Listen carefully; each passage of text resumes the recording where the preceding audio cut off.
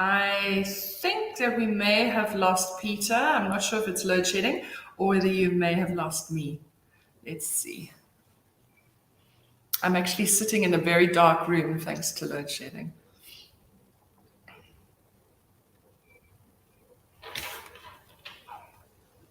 Okay, Peter's just sent me a WhatsApp saying load shedding. It's like he was saying earlier, it's we all just adapt to this whole new world of work.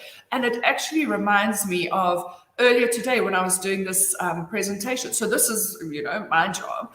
And I remembered that there was load shedding. So I jumped into an Uber and came and found a workspace, one of those shared workspaces.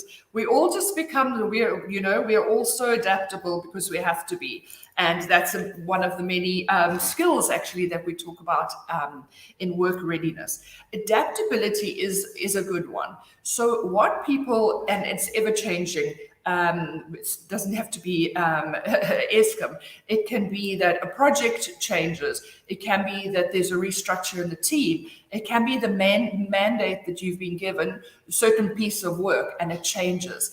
And I think the adaptability element is critical because people want to know that they know you can do the job, but they want to know that you can tread water when you need to, or that you, even if it's not ideal, you can, you can still make it happen.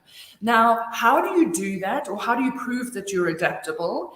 Take a deep breath and know that in that moment when things change and you're sort of taken unaware, take a moment to talk through it with a manager and just fully understand what the motive is for the change, and use that time to ask questions.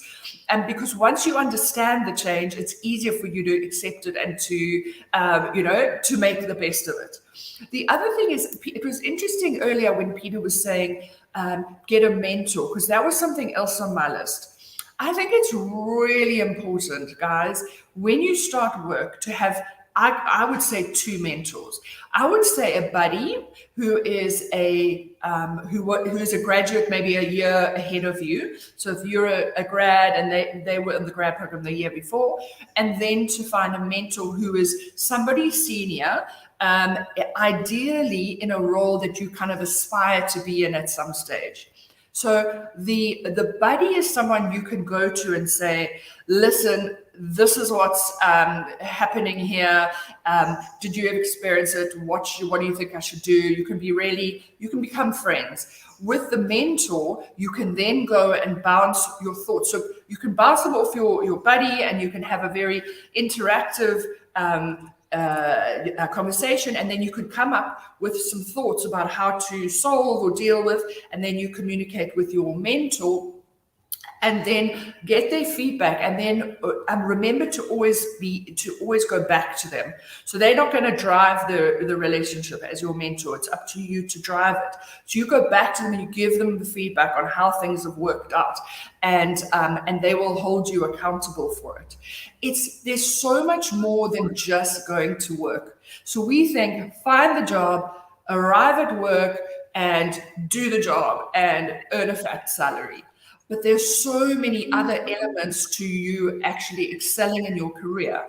And they really are about how you conduct yourself.